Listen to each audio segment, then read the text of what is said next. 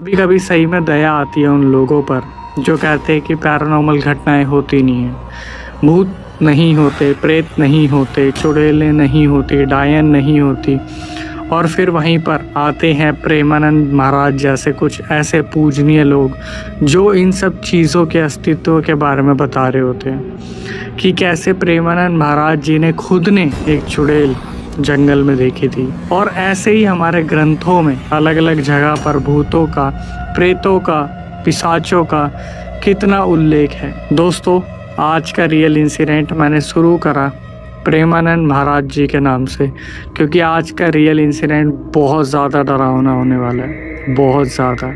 अगर आप 18 साल से नीचे के हो, आपका दिल कमज़ोर है, या फिर आपको लगता है कि यार मुझे डर लगता है, सुबह देख लेना। व्यूज़ कम होंगे, कोई दिक्कत नहीं है, लेकिन किसी इंसान को इतना डर नहीं लगना चाहिए, क्योंकि आज के रियल इंसिडेंट में बहुत खौफनाक चीज़ें जुड़ी हैं। ये पूरा रियल इंसिडेंट हमें लक्ष्मण ने बताया।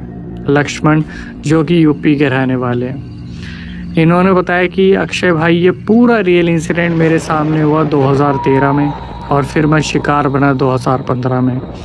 इन्होंने पूरे रियल इंसिडेंट में मेंशन किया अपने गांव के बारे में, अपने घर परिवार के बारे में। बहुत तसल्ली से इन्होंने एक एक चीज़ बताई। और सबसे पहले इन्होंने ये बताया कि अक्षय भाई, मैं एक बहुत बड़ा राम भक्त हूँ। हमारी वीडियोस के शुरुआत में जब जय श्री राम आता है तो ये हाथ जोड़ के उस चीज़ को फील कर पाते हैं। मैं खुद ये चीज़ बोल रहा हूँ कि जब वीडियो की शुरुआत में जय श्री राम बोला जाता है तो हम खुद हाथ जोड़ते हैं। ऐसे ये भी उस चीज़ को फील करते हैं, और हमारी हर सब्सक्राइबर से ये विनती है, आप भी उस चीज़ को फील करें। इन्होंने अपने परिवार के बारे में बताया कि अक्षय भाई, मेरे परिवार में कभी भी पैसे की कमी नहीं रही। परिवार में पिताजी का अच्छा खासा रोब था और सारी चीज़ें बहुत अच्छी थी, सब कुछ सही था। जिस वक्त ये घटना हुई 2013 में, उस टाइम पर मैं 13 साल का था। मैंने अपनी आंखों से वो चीज़ें देखी हैं जो शायद एक छोटा बच्चा देखने के लिए नहीं बना होता। इन्होंने बताया कि 2013 में मेरे चाचा के लड़के की शादी हुई। जब हमारी चाची जी घर पर आई तो उनका पीछे वाला घर था, हमारा जो घर था उसके घर के पीछे वाला उनका घर था। मतलब हमारी जो छत लगती थी उसका बैकवर्ड जो पार्ट था घर के पीछे वाला, उससे उनका दरवाज़ा, उनका घर, आंगन सब दिखता था। तो इन्होंने कुछ बहुत अच्छी चीज़ें अपने बारे में बताई कि भाई, मैं कभी किसी को ना मना नहीं कर पाता था। अगर मुझे कोई बोलता था ये काम कर दो तो मैं कर देता था, और इस चीज़ का फ़ायदा बहुत सारे लोगों ने उठाया है। कईयों ने मेरे से दारू मंगाई है, कईयों ने मेरे से मीट मंगाया है। ये एक बहुत बड़े राम भक्त है। इन्होंने बताया कि मैंने कभी मना करना नहीं सीखा। वो जो चाची आई थी वो हमेशा मुझे काम के लिए बोलती थी और मैं सारा काम किया करता था। अब इन्होंने आगे बढ़ने से पहले अपने परिवार के बारे में बताया कि अक्षय भाई, हमारे परिवार में लगभग सभी बहुत ज़्यादा पूजा पाठ करते हैं। इनके पूरे परिवार के सदस्यों में जितने भी थे, पापा, चाची, चाचा, नानी वगैरह जितने भी थे, सब में उनके पितृ देवता आया करते थे। सुबह शाम पूजा हुआ करती थी। हनुमान जी को बहुत माना जाता था और पितरों को बहुत माना जाता था। शुरू से इनके जो पिताजी हैं उन्होंने इस चीज़ का ध्यान रखा कि घर परिवार में शांति रहे, घर परिवार में चीज़ें ठीक रहें। लेकिन जब 2014 में इनकी जो चाची आई थी, उनकी शादी जब चाचा जी से करवाई गई तो ये नहीं पता था कि वो जो चाची थी उसके अंदर कोई ऊपरी चीज़ आया करती थी। शादी के बाद घर में ये चीज़ निकल के सामने आने लगी कि वो जो चाची जी हैं वो रात रात भर चिल्लाया करती थी। अचानक से हफ्ते 2 हफ्ते के अंदर ये सब कुछ शुरू हुआ। अब धीरे धीरे घर परिवार की बातें बाहर आने लगी। रात रात भर जब लड़की चिल्लाया करती थी, जो चाची जी थी वो चिल्लाती थी, तो मोहल्ले वालों को लगता था यार मारपीट कर रहे हैं। वो जो चाची जी थी वो अपनी आँखों से सामान आगे पीछे कर देती थी, उनकी आंखें लाल रहा करती थी। इन्होंने हमसे एक इमेज शेयर की है। हम उनका एक्चुअल वाला फेस तो रिवील नहीं करेंगे, लेकिन जब पोजेशन में उनकी शक्ल कैसी दिखती थी वो हम दिखाएंगे। और मैं अपने श्री राम की कसम खा के ये चीज़ मेंशन करता हूँ कि मैंने इसमें 1% भी कोई मिलावट नहीं की है इस इमेज में। इमेज का आधा हिस्सा आपको दिखेगा, एक बार देख लीजिए इसे।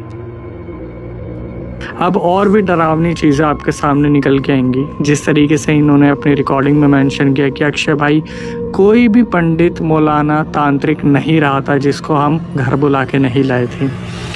ये चाची जी जिसको भी मुस्कुरा के देखती वो बंदा वहीं बेहोश हो जाता। धीरे धीरे ये चीज़ें और भी ज़्यादा दर्दनाक होने लगी। वो जो चाची जी थी वो अपने नाखून मार लेती थी, अपने फेस पर नाखून मार लेती थी, अपने बाल खींच लेती थी, उनको भभूत जो है लगाई जाती या फिर उनको जो चखाई जाती थी महादेव की भभूत, थोड़ी देर के लिए सब कुछ ठीक हो जाता। या कोई तांत्रिक अगर बहुत बड़ा होता भी घर पे आता, कुछ धागा दे के चला जाता तो 2-3 घंटे सब कुछ सही रहता। उसके बाद वो सबके सामने धागा अपने दांतों से तोड़ के थूक के फेंकती थी कि लो और बुला लो।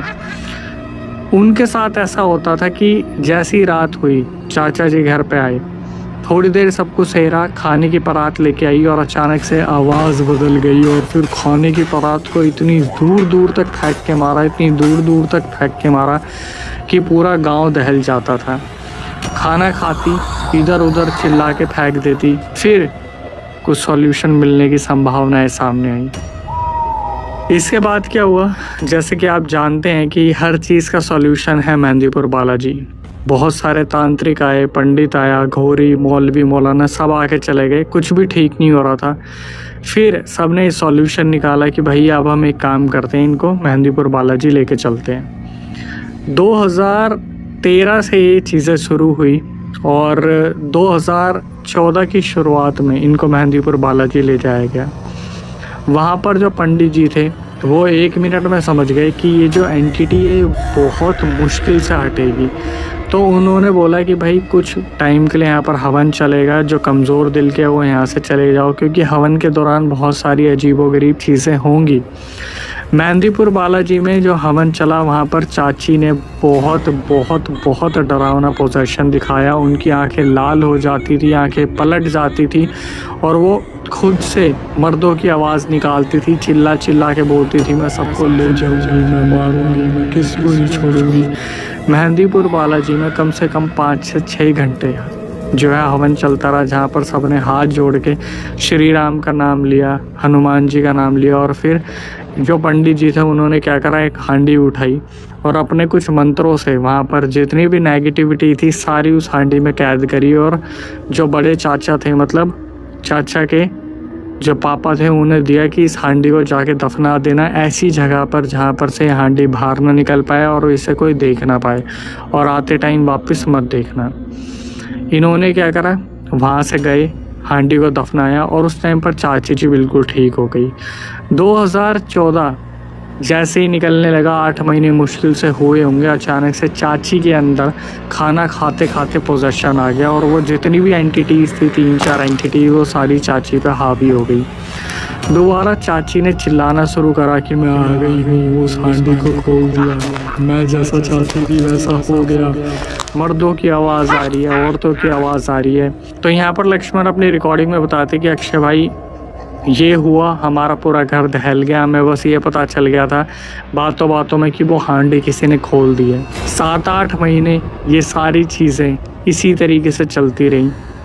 2014 के एंड तक बहुत सारे दोबारा मौलवी तांत्रिक को दिखाया गया, लेकिन कोई भी सॉल्यूशन नहीं मिला। हनुमान चालीसा से शांत किया जाता था, भभूत लगा के शांत किया जाता था, लेकिन जैसे ही वो रात को सोने के लिए लेटती, अचानक से चिल्लाने की आवाज़ें आती कि वो जाने का वक्त आ गया, इसके जाने का वक्त आ गया, कोई नहीं बचा सकता। इस तरीके से घर वालों ने काफ़ी प्लान बनाए कि मेहंदीपुर बालाजी लेके जाना, चुपचाप ले जाएंगे, लेकिन गाड़ी में लेके जाते तो चलती गाड़ी से कूद जाती थी और अपने घर पर वापस आ जाती थी। जब तक लोग गाड़ी से वापस घर पे आते उससे पहले चाची घर के अंदर मिलती थी मुस्कुराती हुई कि आ गए तुम लेके मेहंदीपुर बालाजी, कुछ नहीं होगा, मैं इसे लेके जाऊंगी। एक रात की बात है जो लक्ष्मण ने हाईलाइट करा कि अक्षय भाई रात के 8-8:30 बजे चाची सो रही थी, उनको दवाई दी थी, इंजेक्शन दिया था, पता नहीं क्या करा था। 8:30 बजे रात को चिल्लाने की आवाज़ आती है कि मुझे बचा लो, मुझे बचा लो, ये मुझे लेके जा रहे हैं, मुझे लेके जा रहे हैं। और उसके बाद चाची बेहोश हुई। उसके बाद चाची कभी भी नहीं उठी। मतलब इन्होंने अपना शरीर छोड़ दिया था और वो जो एंटिटीज़ थी वो सारी की सारी सक्सेसफुल हो गई ले जाने में। सबसे पहले जो लक्ष्मण के घर वालों थे उन्होंने अपना घर बंधवा लिया। सब में पितर आते थे, पूजा पाठ बहुत होती थी, सब कुछ सही था। 2014 के एंड में आके इनके घर से जो लक्ष्मण है, इनके खुद के सगे चाचा थे जो एक्सपायर हो गए, उनको पीलिया हो गया था, तो वो इस दुनिया में नहीं रहे थे। 2015 आ गया। अब यहाँ से आप अपनी कुर्सी की पेटी को थोड़ा सा टाइट कर लीजिए। लक्ष्मण ने बताया कि अक्षय भाई अब सुनिए मेरे साथ क्या हुआ। इन्होंने बताया कि अक्षय भाई हम ना छत पे सोया करते थे और गर्मियों का टाइम था, बहुत ज़्यादा गर्मियाँ पड़ी हुई थी 2015 में, तो मैं बनियान वगैरह उतार के थोड़ा ऐसा सो रखा था अप्रोप्रिएट पोजीशन में, और बहुत सारे रिलेटिव आगे पीछे थे। तो मेरे को अचानक से ना टॉयलेट करने का वो हुआ कि मेरे को टॉयलेट करना है, और हमने छत के कोने में एक वो होती है ना नाली सी बना रखी थी, रात को वहाँ टॉयलेट कर लेते थे, दिन में वहाँ पर पानी डाल देते थे। लाइट आया नहीं करती थी, आपको पता है गांव के अंदर ऐसा होता है, यूपी के अंदर ऐसा था। इन्होंने बताया कि अक्षय भाई मैं कच्ची नींद में उठा, गया टॉयलेट किया, और टॉयलेट करने के बाद मैंने देखा काफ़ी गंदगी हो रही है और मेरी नज़र पड़ती है सामने। अचानक से इन्हें ऐसा लगा इनके पीछे से कोई ठंडी हवा आई और इनके शरीर में चीरती हुई इन्हें कुछ कर गई। इन्हें बस ऐसा लगा, यूं करके इन्होंने मुंह ऊपर करा और फिर इन्हें महसूस हुआ कि कोई पीछे से इन्हें नीचे की तरफ धक्का दे रहा है। ये अपने आप को संभाल नहीं पा रहे, बिल्कुल टेढ़े हो रहे। इतने में इनकी ऊपर नज़र जाती है जो चाचा पीलिए से गुजरे थे, जो पीलिया हुआ था, वो चाचा इनको बस दूर से हाथ करके यूं कर रहे थे और ये पीछे अपनी जगह पे वापस आ गए। ये इतनी नींद में थे, इन्हें ऐसा लगा कि मैंने पता नहीं क्या सपना देखा है क्या नहीं है। आधी नींद में जाके वापस जाके वहाँ पर लेट गए। अभी इन्होंने बताया कि अक्षय भाई मैं सो गया, आधी नींद में सोया था। सुबह 5:30 बजे की बात थी। जहाँ मैं सो रहा था वहाँ पर मेरे कुछ कज़न्स आ रखे थे दूर से, जैसे गर्मियों की छुट्टी होती है।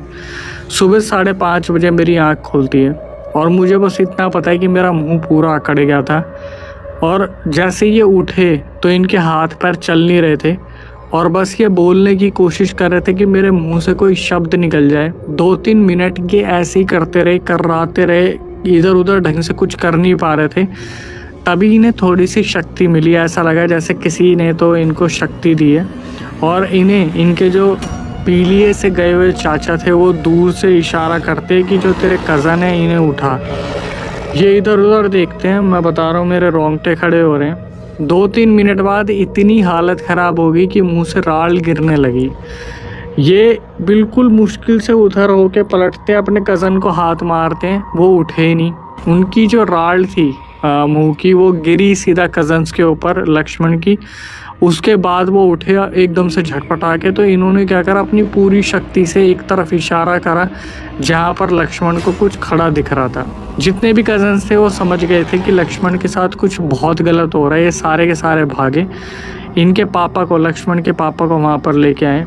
इनके पापा वहाँ पर देखकर अचानक से चिल्लाते, कौन है, कौन है, जल्दी बता कौन है मेरे बेटे के अंदर, बता दे, इससे पहले मैं तेरे को जान से मार दूं। अब सबका शक किसके ऊपर था? वही जो पीछे चाची जी गुजरी है कि पक्का वही आई होगी।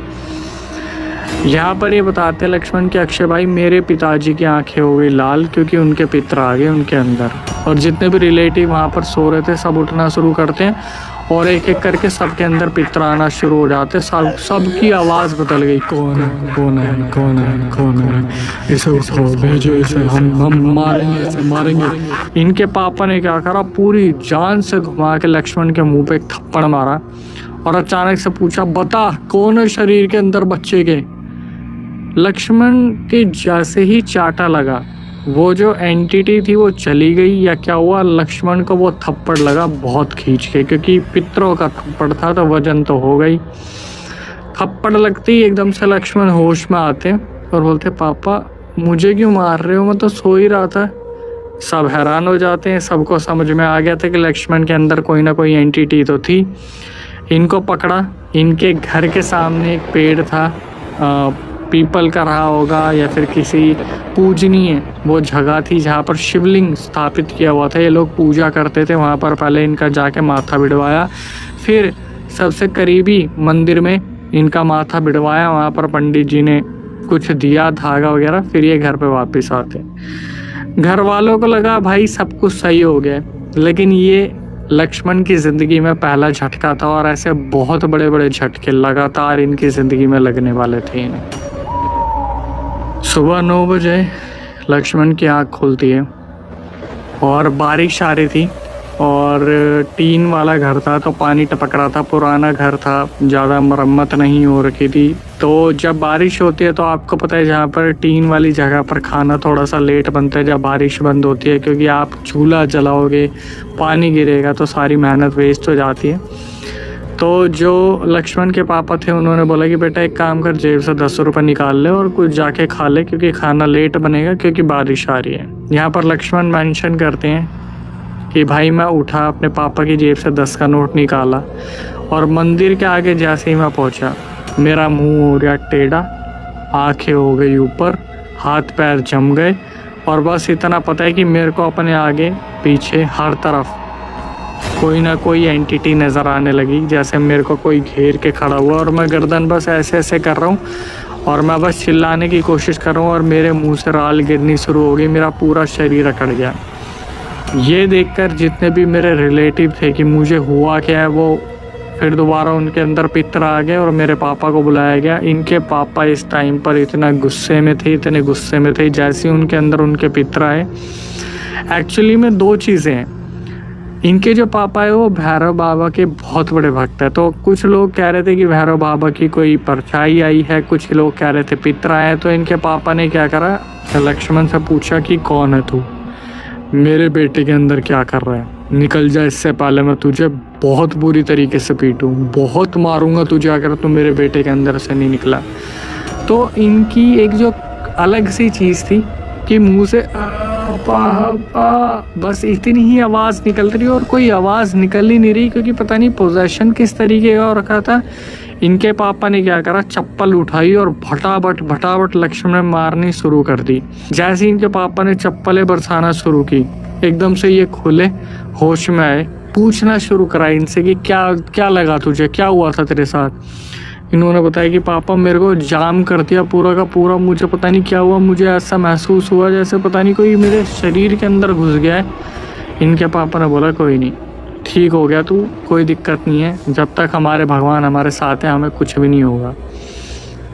ये होने के बाद ये बाहर गए, अपने लिए कुछ खाने का लेके आए। एग्जैक्ट 2 घंटे बाद ये बैठे थे, इनके हाथ पैर मुड़ना शुरू होते सबके सामने, फिर दोबारा पापा कोई बचाओ, इस तरीके से बस आवाज़ आई है और ये पूरी तरीके से पोजेस हो गए। अब जब इन्हें बैठाया तो इनके पापा के अंदर जो पितर आए थे उन्होंने क्या करा, पूरे वो एग्रेसिव हो गए, गुस्से में थे। उन्होंने क्या करा, गंगा जल मारना शुरू करा इनके ऊपर।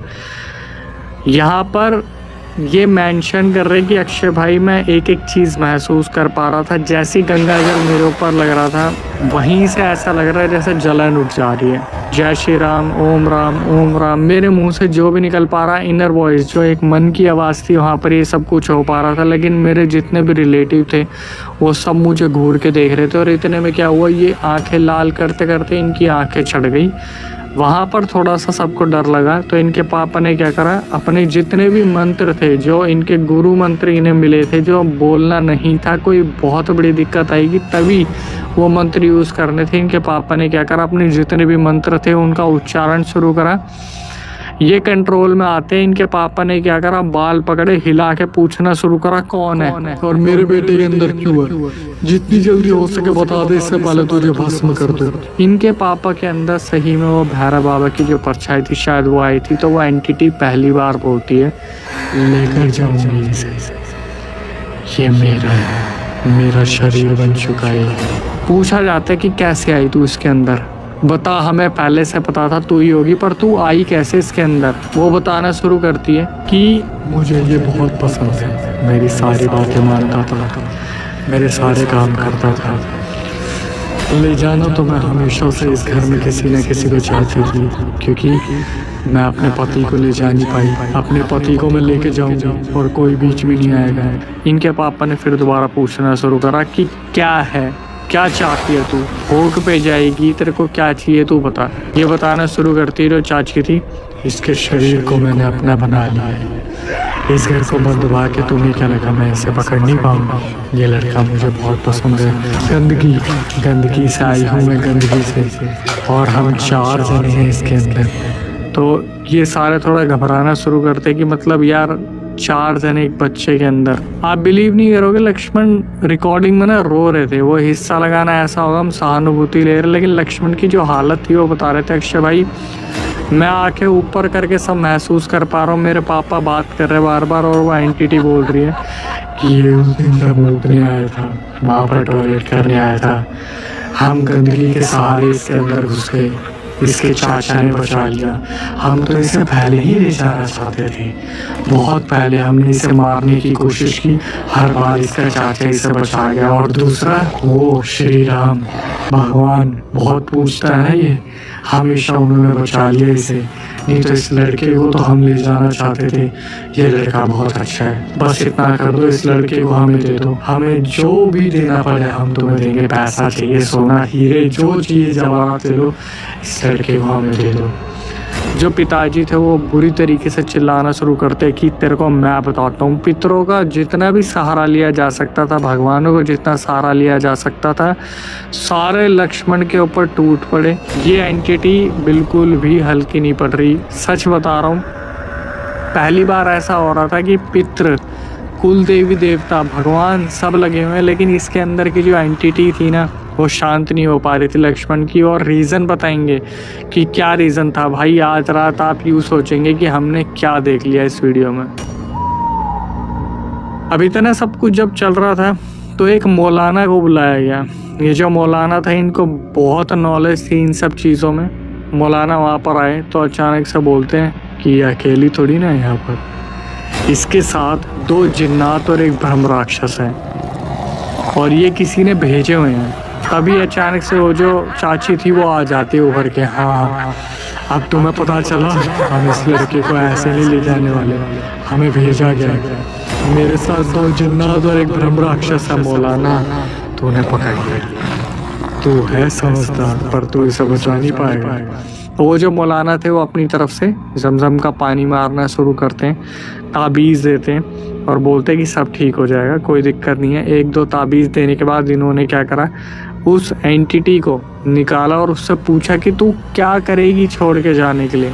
वो जो चाची थी वो बताती कि मुझे भेजने वाली और कोई नहीं है, मुझे मारने वाली और कोई नहीं है, मेरी सासू माँ ने मुझे मारा है। भाई वो सासू माँ वहीं खड़ी थी, उसके सामने ये एक्सपोज हुआ सब कुछ। कन्फेशन लिया उस एंटिटी ने कि उसने मुझे मारा है, मतलब लड़के की माँ ने मुझे मारा है। फिर बताया कि पूरा घर बंधवा लिया उन्होंने, मुझे घर से बाहर भेज दिया, मैं अपने पति को लेके जाऊंगा, मुझे बस भोग में यही चाहिए कि मुझे मेरे पति को लेके जाने में बहुत अकेली हूँ। ये जिन्नात और ये ब्रह्म राक्षस जो करते हैं सब करते हैं अपने लिए करते हैं, मेरा इनसे कोई मतलब नहीं, मुझे मेरे पति को लेके जाना है, मैं उसे लेके जाऊँगा। मौलाना ने क्या करा, मंत्र मारे, जमजम का पानी मारा वहाँ पर। उन्होंने अपने मंत्रों से लक्ष्मण को बाहर कर दिया। ना पंडित मिला, ना पुरोहित, ना अघोरी, जो जल्दी अवेलेबल हो सकता था इन्होंने मौलाना को शुक्रिया किया, उन्हें धन्यवाद दिया, उन्हें भेज दिया। जो मौलाना थे उन्होंने बता दिया कि अब जो है इस लड़के के साथ कुछ भी नहीं होगा, ये लड़का ठीक है, लक्ष्मण को अब बिल्कुल सही सलामत रखा जाएगा। लक्ष्मण यहाँ पे मेंशन करते अपनी रिकॉर्डिंग में हाईलाइट किया उन्होंने, अक्षय भाई मैं सो गया। इन्होंने इस चीज़ को बताया कि अक्षय भाई सपने में मैं सो रहा हूँ और वो तीनों चारों एंटिटी, एक ब्रह्म राक्षस, 2 जिन्नात और मेरी चाची मुझे लेने आ गई, मेरे को खींच रही है पूरे परिवार के सामने से, और मुझे दिख रहा है काला दरवाज़ा। वो जो काला दरवाज़ा है वो उस तरफ की भूतों की दुनिया, वहाँ मुझे दिख रहे हैं भूत प्रेत खड़े होके जो मुझे घूर के देख रहे हैं, और यहाँ से ये तीनों चारों मुझे खींच रहे हैं वहाँ ले जाने के लिए, और इनको कोई नहीं सुन पा रहा, और ये सिर्फ एक ही चीज़ बोले, जय श्री राम, जय श्री राम, जय श्री राम, जय श्री राम, जय श्री राम। इन्होंने बस इतना देखा कि सामने से कोई एक पता नहीं छवि चल के आई, जिसके माथे पे तिलक, एक मुकुट, प्यारी सी मुस्कान, और वो जो भी था जैसे जैसे वो करीब आ रहा था ये एंटिटीज़ भाग रही थी दूर। वो जो भी छवि थी वो इनके पास आई, माथे पर हाथ रगड़ा। इन्होंने अपना एक्सपीरियंस बताया कि अक्षय भाई मुझे ऐसा लगा जैसे मेरा माथा पूरा चीर के रख दिया किसी ने, और जैसे मेरी आँख खुलती है मैंने देखा मैं बिल्कुल ठीक हूँ। पर उस टाइम पर इनका टॉयलेट निकल चुका था बेड पे। ये भाग के जाते हैं, अपने पापा को सब कुछ बताते हैं। इनके पापा इनको मौलाना के पास लेके गए, और वो जो मौलाना थे वो देख के बोलते हैं अभी भी गई नहीं है, इनको भेजना पड़ेगा इस लड़के को बचाने के लिए। अपनी तरफ से सब कुछ मुझे करना पड़ेगा, लेकिन मुझसे ये अकेले नहीं होगा। मुझे उन पंडित जी की ज़रूरत लगेगी। अब इन्होंने जिसका नाम लिया वो कोई बहुत ऊंचे पूजनीय पंडित थे, उनको ढूंढा गया। तब तक देखो क्या करा गया, लक्ष्मण को 20 से 30 ताबीज़ बनाए गए। ये चीज़ इन्होंने खुद बताई है रिकॉर्डिंग में, भाई मुझे 20 से 30 ताबीज़ बनाए गए। फिर उन पंडित जी को ढूंढा गया। उन पंडित जी और मौलाना ने मिलकर क्रिया करी, राइट्स करे। उसके बाद इनको 6 महीने के लिए उन ताबीज़ों को, धागों को उतारने को मना करा गया। फिर 6 महीने बाद ये जाके ठीक हुए। लेकिन इन सब चीज़ों में 2 चीज़ें हुई। इन्होंने बताया अक्षय भाई मैं अब तो डीजे का काम कर रहा हूँ, मैं डीजे प्ले करता हूँ, मेरा सारा डर ख़त्म हो गया। उस दौरान जो मेरा डर था वो ऐसा था कि मैं मर जाऊँगा।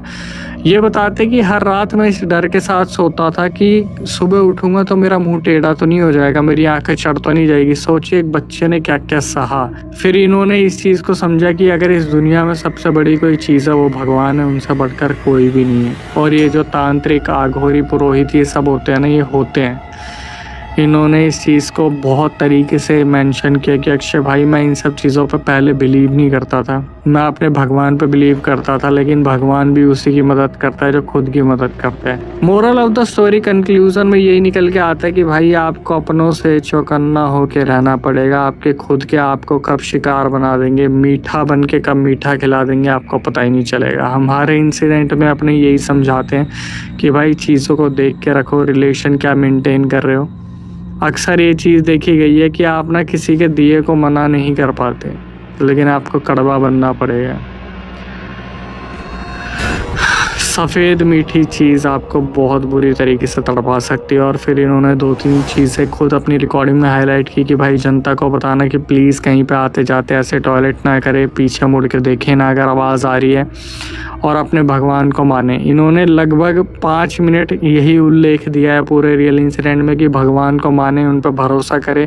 अगर आप अपने भगवान को पूज रहे हैं तो आपको कुछ नहीं हो सकता। अगर आप अपने पितरों को पूज रहे हैं तो कुछ नहीं हो सकता। अगर आप श्राद्ध के दिनों में उनको अटेंशन दे रहे हैं, उनके लिए वो भोग निकाल रहे हैं, सारी चीज़ें अगर कर रहे हैं तो आपको कुछ नहीं हो सकता। लेकिन अगर आप बदसलूकी कर रहे हैं ना, कि अगर आप पितरों को समझ नहीं रहे, अपने कुल देवी देवताओं को नहीं समझ रहे, अपने भगवान को नहीं मान रहे, या फिर आप उनको टाइम नहीं दे रहे। इन्होंने बताया कि भाई हम इंस्टाग्राम 1-1 घंटा चला लेते, लेकिन 2 मिनट हम भगवान का नाम नहीं लेते हैं। बहुत सारी इन्होंने अच्छी बातें कही जो वीडियो में बहुत यूज़फुल चीज़ें वो मैंने रख दी हैं। इसके बाद ज़्यादा टाइम ना लेते हुए वीडियो में यही कहूँगा, भाई हमारी बहुत मेहनत लगती है ऐसे रियल इंसिडेंट लाने में, और आपसे सिर्फ ये रिक्वेस्ट होती है कि चैनल को सब्सक्राइब कर लीजिए, बेल नोटिफिकेशन ऑन कर लीजिए, ताकि हमारा मोटिवेशन इसी तरीके से बना रहे और हम आपके सामने ऐसे रियल इंसिडेंट लाते रहें जहाँ पर किसी गलती किसी के लिए सीख बन पाए।